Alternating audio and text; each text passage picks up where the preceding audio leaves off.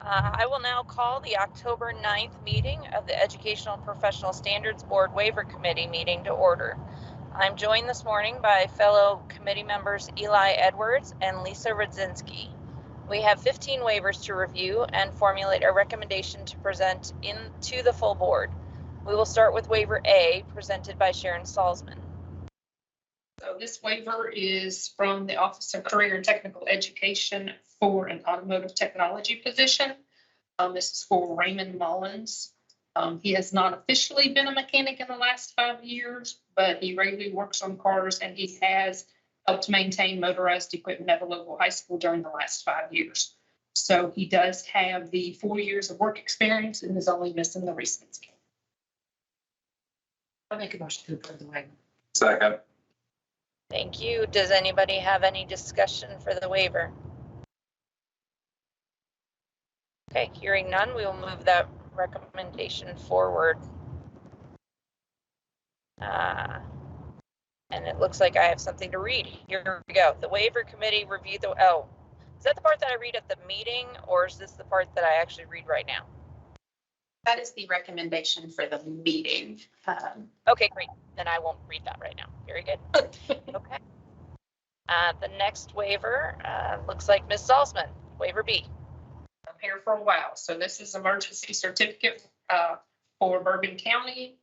They have been unsuccessful in finding qualified teachers for special ed. Candidate is currently in a special education placement, so it needs the emergency certificate to continue in that position. The district states there were no applicants for multiple special ed positions at the beginning of the school year, and this person had previously served as a long-term sub in the district. So they are requesting to waive the GPA requirement. Do you have a motion to approve the waiver? I'll make a motion to approve waiver B. Second. Thank you. Any questions or discussions? Okay, hearing none, we'll move that waiver forward as well. Waiver C. This is pretty much similar. It's for Covington Independent Schools for an LBD position. They have 2 special education teachers and 2 instructional assistant positions vacant. And this person would like to pursue a career in special education, but the GPA is too low. Motion to approve the waiver. Okay, any discussion on this waiver? Hearing none, waiver C will move forward, and waiver D. Similar for Elizabethtown Independent, this is for a health PE position. Candidate is enrolled in 2 5-term courses to increase the GPA to meet the requirements for admission to a Master's of Arts in Teaching program. Approve waiver D. Second. Is there any discussion? We've done this before on prerequisites. Is that the case, Ms. Salzman? Yes. Okay, very good. All right, hearing no other discussion, we will move this waiver forward. Waiver E. Similar for Eminence Independent, this is for a secondary social studies position. They have posted the position in the Kentucky Educator Placement Service on the website, contacted local educational institutions, and even have talked to educational headhunters, and have still been unsuccessful. Motion to approve the waiver. Second. Very good. Any discussion on waiver E? Okay, hearing none, we will move this waiver forward. And waiver F.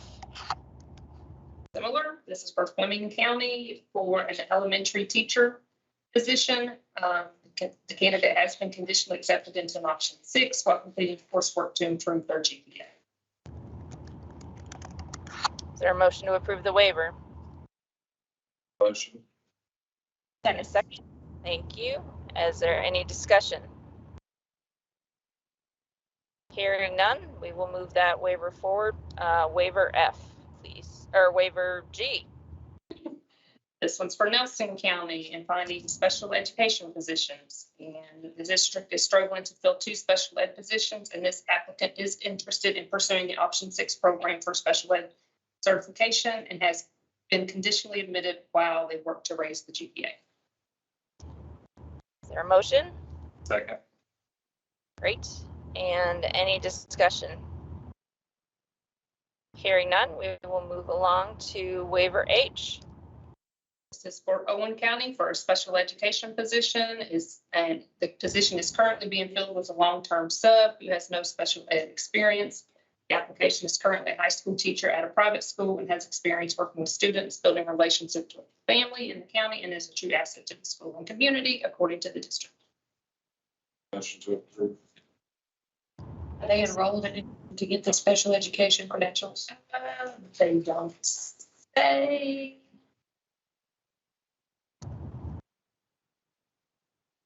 Say they are.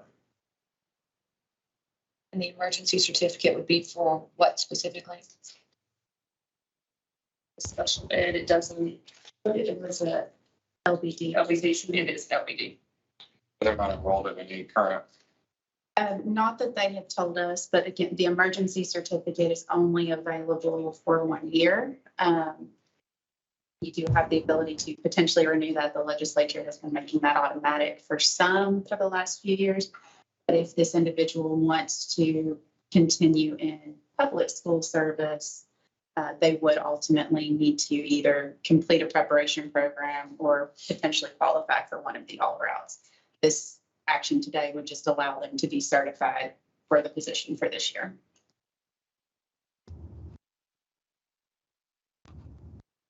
Been precedent on this one. You have approved these Okay. in the past.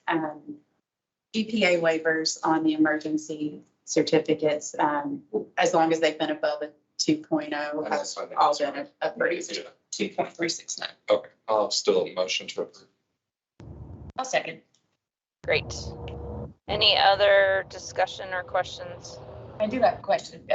Does it automatically renew if they fill out paperwork, or will they have to request to waive it again next year? Just update me on that. My brain's a little rusty this morning. It depends.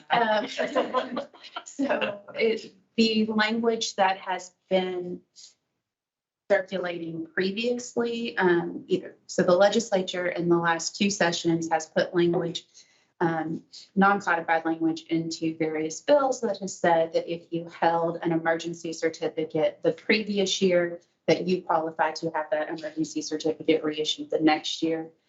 The board expanded upon that in April for those individuals that had previously held emergency certificates.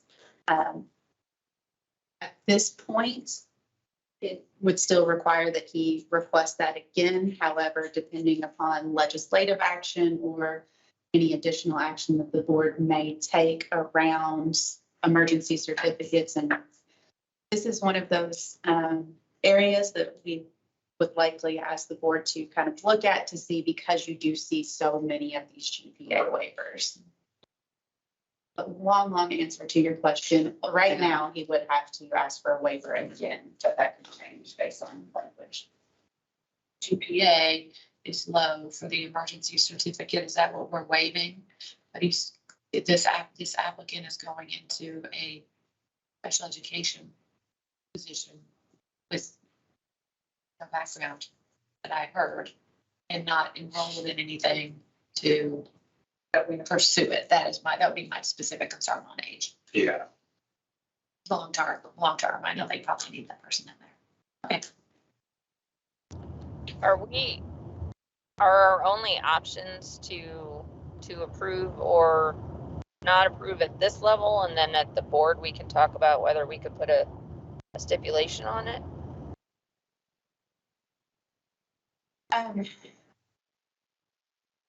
So in this area, because they are asking for the certificate, there's only the approving the waiver or denying the waiver. There's not another certificate that would go in place. Now, the full board can also discuss what you want to do with emergencies. In general, about the GPA, again, we do have that email circulating for a work session. This is absolutely a topic that we would include in there, because we are also working with the Office of Special Education around emergency certificates for special education. and how those are going to look going forward and in complying with IDEA. The issue right now is they still are available, and the district's option is either continuing to use substitutes to cover a position or requesting one person be emergency certified, who unfortunately does not meet the GPA. But if this individual met the GPA, so if they had the 2.5, they would be issued the emergency certificate and be in there regardless of their qualification. So you do have that occurring in districts at the moment. I think it makes sense to approve it now and then discuss going forward at a work session. I would agree. Lisa, are you good? I'm good. Yep, I'm good. Okay, so we'll move this one, we'll move H forward, I.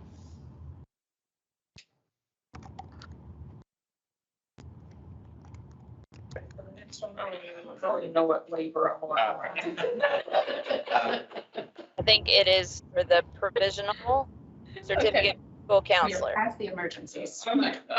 So this is to waive renewal requirements for provisional certificate for school counselors. So Shauna Paul has submitted the waiver to renew her provisional certificate for school counselor to complete the additional coursework needed for issuance of the standard certificate. She has been employed in Jefferson County for 17 years. She started her career as a classroom and served as a school counselor for the last 5 years. She did complete her second master's for rank 1 in school counseling, where she earned 45 credit hours. She stated her previous understanding was a provisional certificate was 33 hours and a standard certificate was given with completion of 42. She recently learned that the counseling program is 45 hours for the provisional and she will need to complete the additional hours. And she is currently enrolled in one of the courses required, plans to complete the additional course. How many hours is she short? She completed, it looks like 33. She was given 42, so she's missing. This actually mirrors, you had the same waiver with a gentleman last time as well.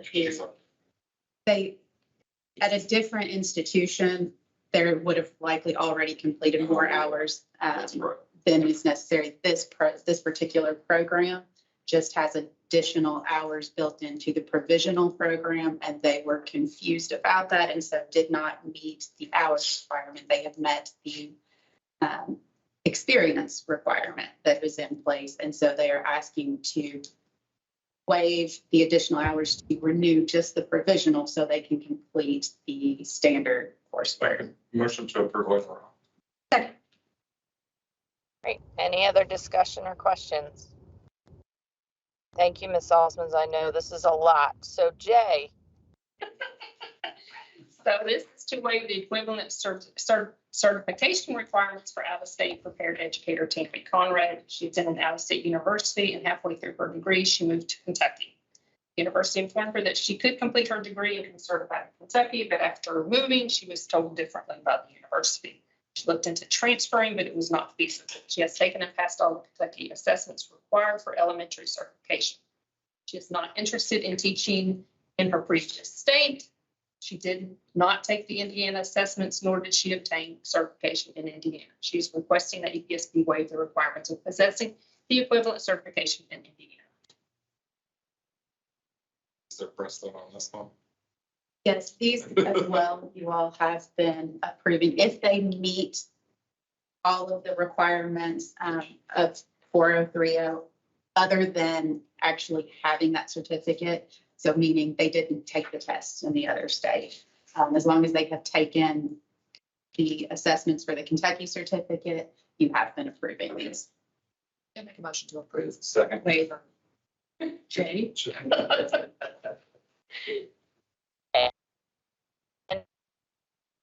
Comment.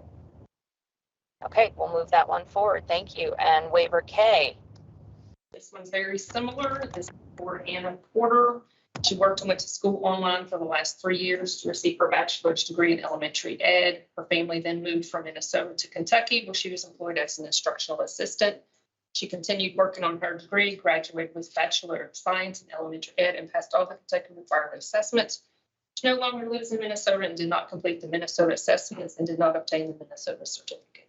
Motion to approve. Second. Good. Any questions or comments? Okay, we'll move that one forward. Waiver L. Similar for Garrick Whitaker. He went to school in Indiana but resides in Kentucky, completed an Indiana program for health and PE, passed all the Kentucky assessments required, did not plan to teach in Indiana, so he did not take the Indiana assessments, nor did he obtain the Indiana certificate. Approve waiver health. Second. Any questions or comments? Okay, we'll move that forward. Waiver M, please. This is to waive out-of-state recency requirement for Carla Owens. Scott County is requesting a waiver for the out-of-state recency based on Miss Owens' continuous experience in North Carolina. She holds a valid North Carolina professional certificate for elementary education. She completed her teacher preparation program in 2005 and has been employed from 2005 through September of 2023 without a break in service. She has not completed any graduate hour credit within the past 5 years. Scott County is requesting that the EP consider her extensive and continuous experience from out of state to waive the out of state recency requirement of 6 graduate hours. And on precedent, this is another one where the board has been approving these if they had the continuous service. With recency, when it was originally put in place was when there was the rank 2 requirement.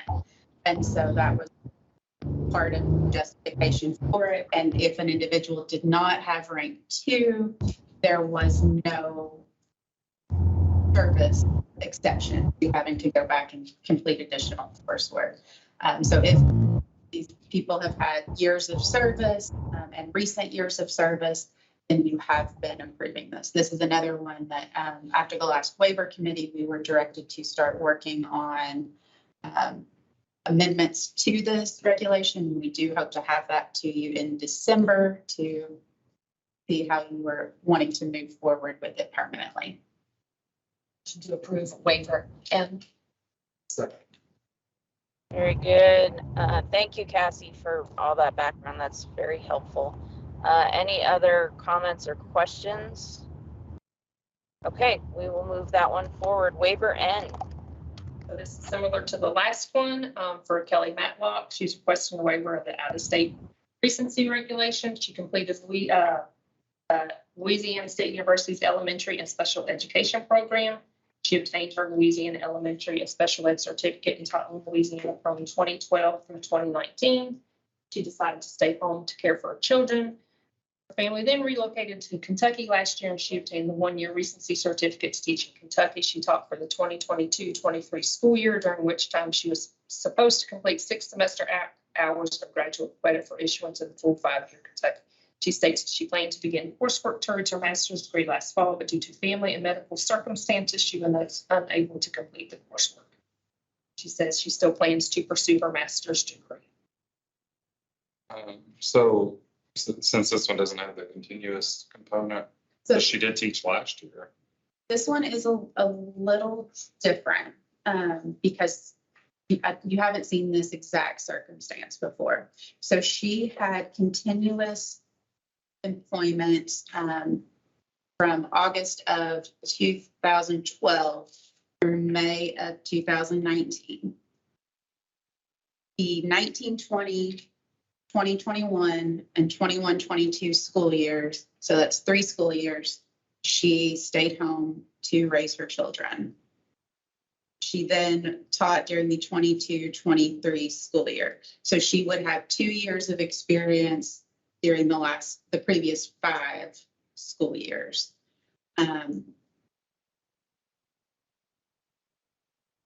So this is, I guess, your opportunity to set precedent on this scenario and how you would want to proceed.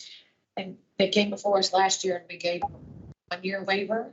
So under the regulation, if an individual comes to the state and they don't automatically meet recency, they are issued a 1-year certificate to meet that recency requirement under the regulation. So that would have been the same for all of the waivers you see. They have been issued that 1-year recency certificate. She, at that time, had planned to complete coursework because she has indicated that she is wanting to obtain her master's. However, she had a lot going on last fall with health issues and family issues and was not able to complete that. So at this point, I think the question for the committee is, one, do you want to approve the waiver and issue her a 5-year certificate? Let her go ahead and proceed to the professional, even though she had that 3-year break in service before coming to Kentucky. This is, I think, to Dr. Murphy's point, this is actually one where there is a little bit of additional options here. You could reissue her a recency certificate, so you could approve her for a second issuance of a recency certificate, which would allow her 1 additional year to complete the coursework for recency due to the exceptional circumstances of medical and family issues that prohibited that coursework last year. How do we make a motion to do that? Because that's not the way, like, a waiver is, yes, and so this is a motion to approve reissuance of a 1-year recency certificate. So this is not going to be approval of the waiver per se, it is an approval of a 1-year recency certificate.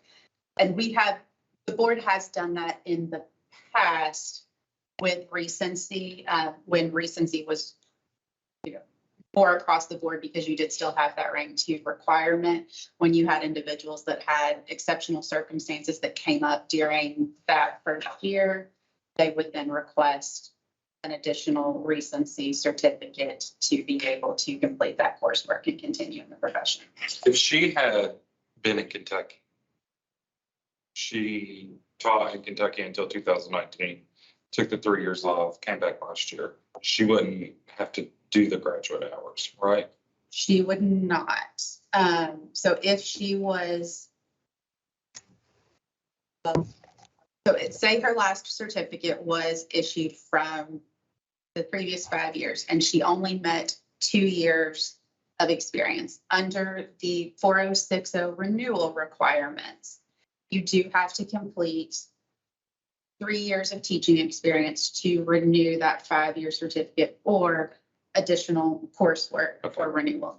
Now, there has been, that's where we've got to separate, due to shortage issues and expanding upon the 1-year exception certificate, there is a one-time exception renewal for individuals that have an offer of employment in a school district and have taken some time off. So they had experience, they've had a previous certificate, but they took some time off. They can be reissued that certificate.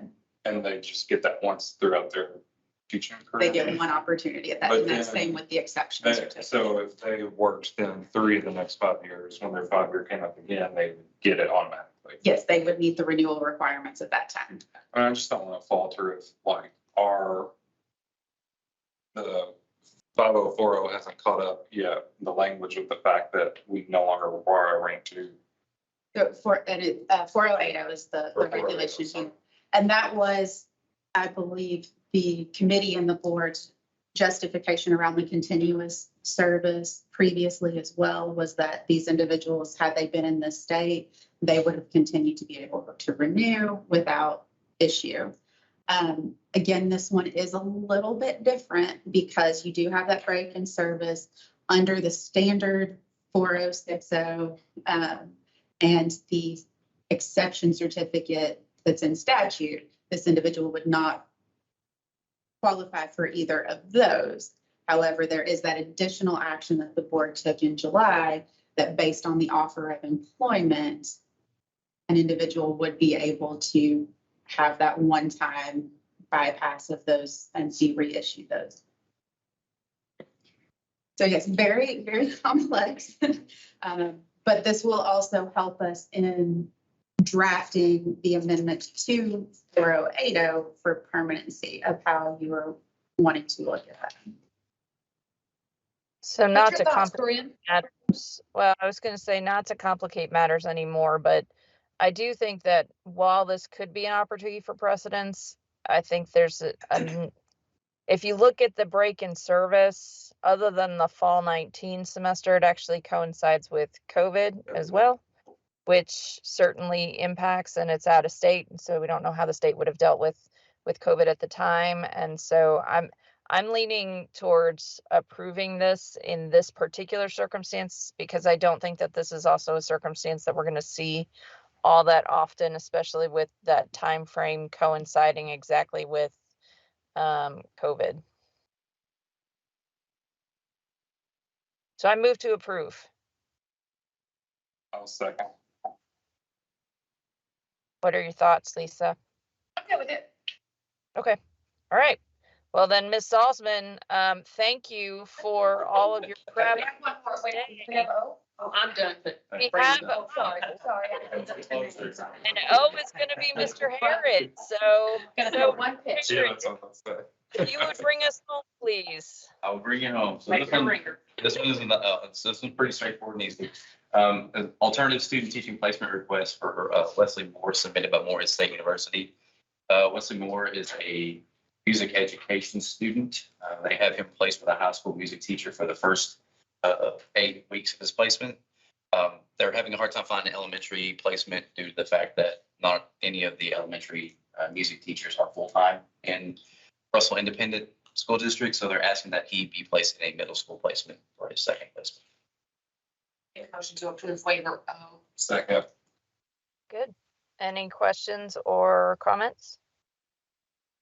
Okay, hearing none, we will move that forward as well. If the record reflects, all waivers are being moved forward with positive feedback from the committee, correct? That's correct. I have, okay, great. I'm sitting in the parking lot, so I will see you all shortly. Hearing no further discussion, at this time, the waiver committee is adjourned.